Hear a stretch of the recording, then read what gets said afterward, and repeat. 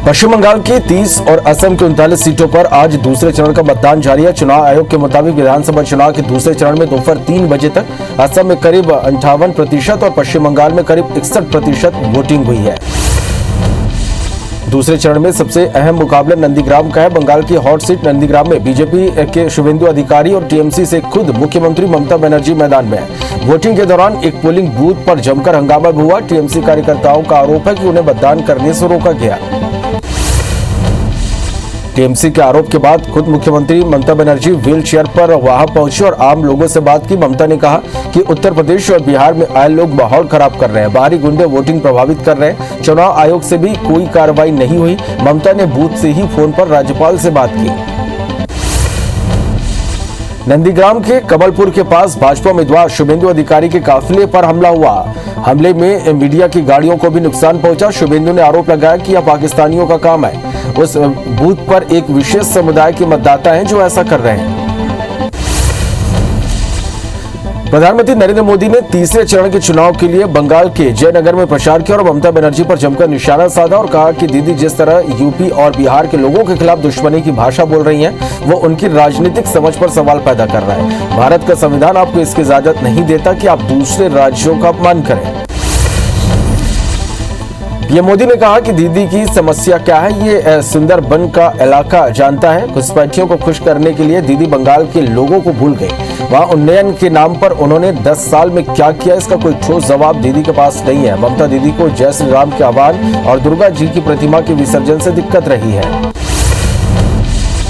PM Narendra Modi ने असम के कोकराझार में भी प्रचार किया और कहा कि पहले चरण के मतदान में एनडीए को भरपूर आशीर्वाद दिया है। पीएम ने कहा यहाँ के नौजवानों में फुटबॉल बहुत फेमस हुआ। मैं उनकी भाषा में कहूँ तो कांग्रेस और उसके महाझूठ को यहाँ के लोगों ने फिर रेड कार्ड दिखा दिया है।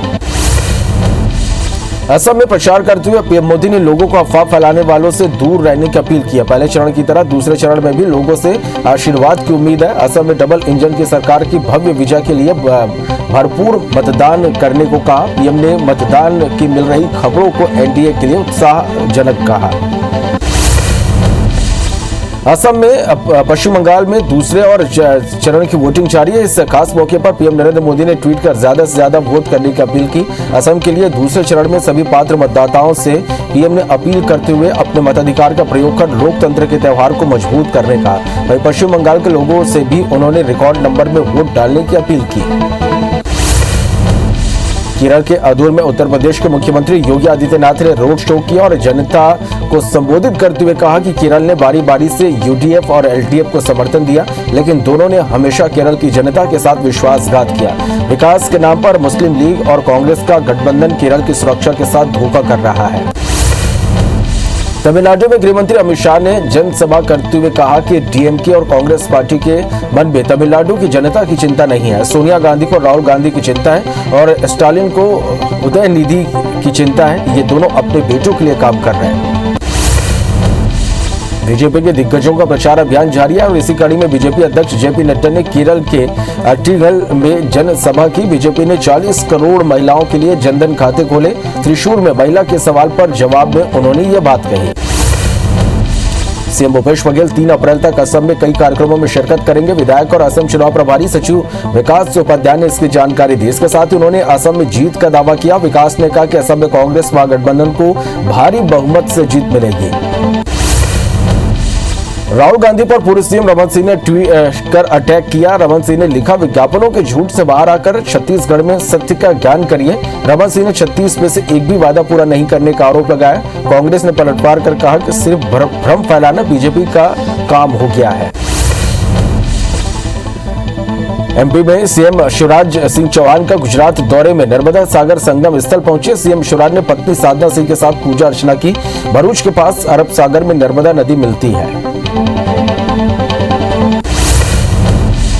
एमपी में समर्थन मूल्य पर गेहूं खरीदी के साथ सियासत शुरू हो गई है। कांग्रेस ने भोपाल प्रदेश कार्यालय में किसान कॉल सेंटर बनाया।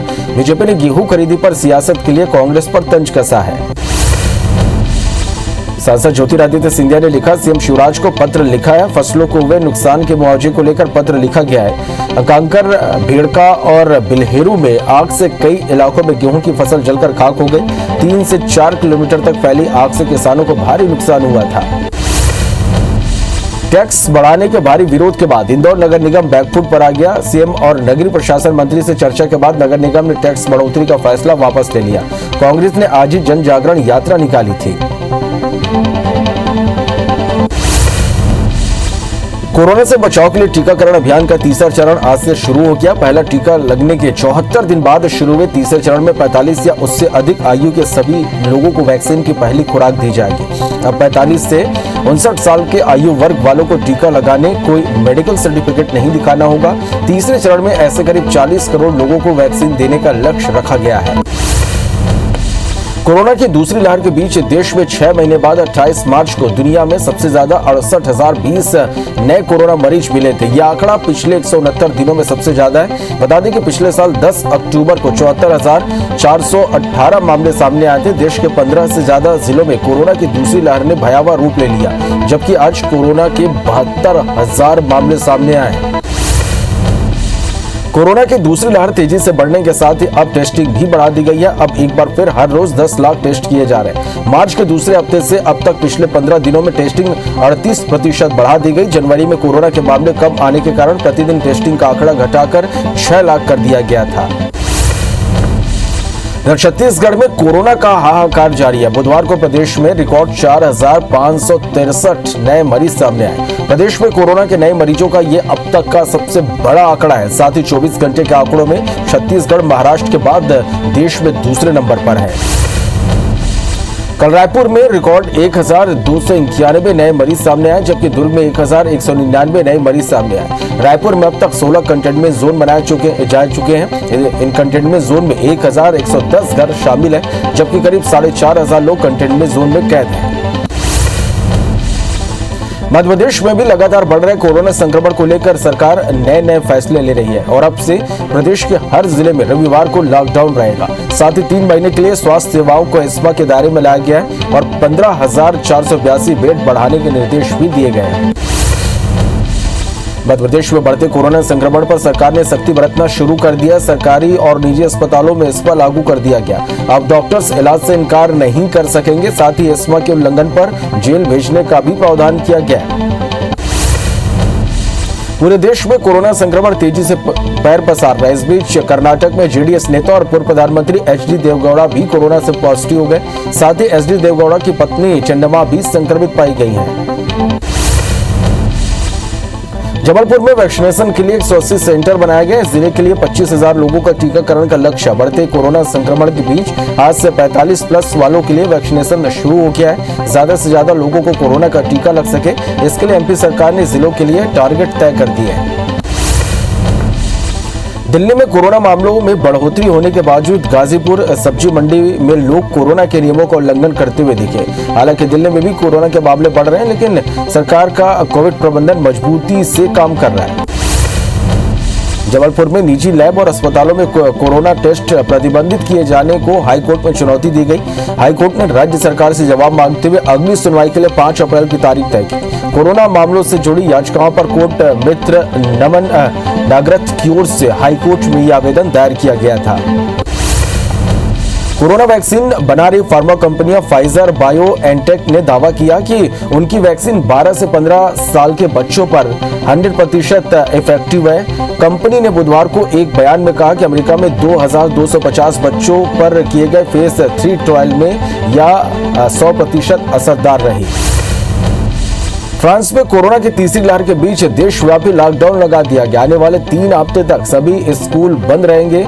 राष्ट्रपति इमैनुअल मैक्रोन ने कहा कि लॉकडाउन के दौरान केवल जरूरी सामान की दुकानें ही खुलेंगी और लोगों को दफ्तर के बजाय घरों पर काम करना होगा।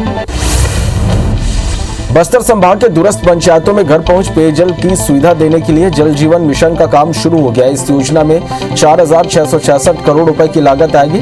बस्तर के सभी 7 जिलों में परियोजना का काम 3 सालों में पूरा कर लिया जाएगा। शहरी इलाकों में भी 24 घंटे पानी की सप्लाई के लिए आवश्यक सेटअप तैयार किया जा रहा है।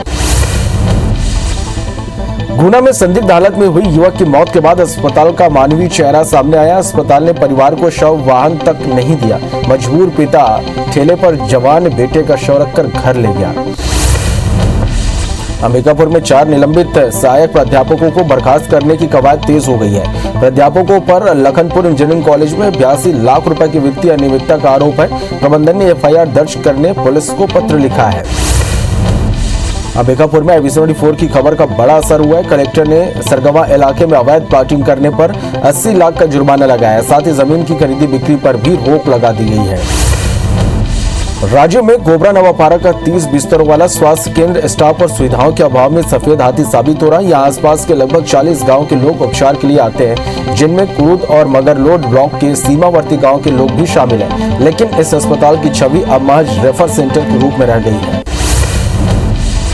धमतरी में व्यापारियों ने खाने पीने की चीजों पर कालाबाजारी शुरू कर दिया। शहर में ज्यादातर सामानों की कीमत में 5 से 10 रुपए की बढ़ोतरी की गई है। साथ ही नाइट कर्फ्यू में भी यही हाल है, जिससे लोगों में नाराजगी है। वहीं कलेक्टर इस मामले को संज्ञान में लेने की बात कह रहे हैं। निवाड़ी जिले में प्रशासन ने शासकीय जमीन पर अतिक्रमणकारियों द्वारा अवैध रूप से किए गए कब्जे को हटाया। प्रशासन का बुलडोजर पृथ्वीपुर टीकमगढ़ मार्ग पर चला। डिप्टी कलेक्टर के अलावा राजस्व एवं नगर पंचायत कर्मचारियों सहित मौके पर भारी पुलिस बल मौजूद रहा। इस दौरान 2 मकानों सहित 8 दुकानों के अलावा पार्किंग के लिए तैयार की गई बाउंड्री को जमींदोज कर दिया गया। श्योपुर में 2 दिन में दूसरी बार आग लगने का मामला सामने आया, जहां श्यामपुर गांव में लगी आग खेतों तक पहुंच गई। इतना ही नहीं, बाड़े और टपरी में लगी आग से गांव में अफरा तफरी मच गई, जिसके बाद ग्रामीणों की तरफ से आग बुझाने का प्रयास जारी है। जगदलपुर रेलवे स्टेशन के यार्ड में खड़ी ओएची कार सीआरएस साइडिंग में अचानक आग लग जाने से अफरा तफरी मच गई। आग इतनी भीषण थी कि देखते ही देखते ओएची कार सीआरएस जलकर पूरी तरह खाक हो गई। घटना की जानकारी लगती मौके पर रेलवे पुलिस और जगदलपुर रेलवे स्टेशन के प्रबंधन अधिकारी भी पहुंच गए। आग लगने के तकनीकी कारणों का फिलहाल खुलासा नहीं हो पाया है। रायपुर के खमतराई में बीती रात 2 पक्षों ने एक दूसरे पर चाकू और धारदार हथियार से जमकर हमला कर दिया। डीएम टावर इलाके में दोनों पक्षों के लोगों को गंभीर चोट आई है। पुलिस ने दोनों पक्षों के खिलाफ केस दर्ज कर 9 लोगों को गिरफ्तार किया, जिसमें एक पक्ष ने थाने का घेराव कर आरोपियों की गिरफ्तारी की मांग करते हुए जमकर नारेबाजी की।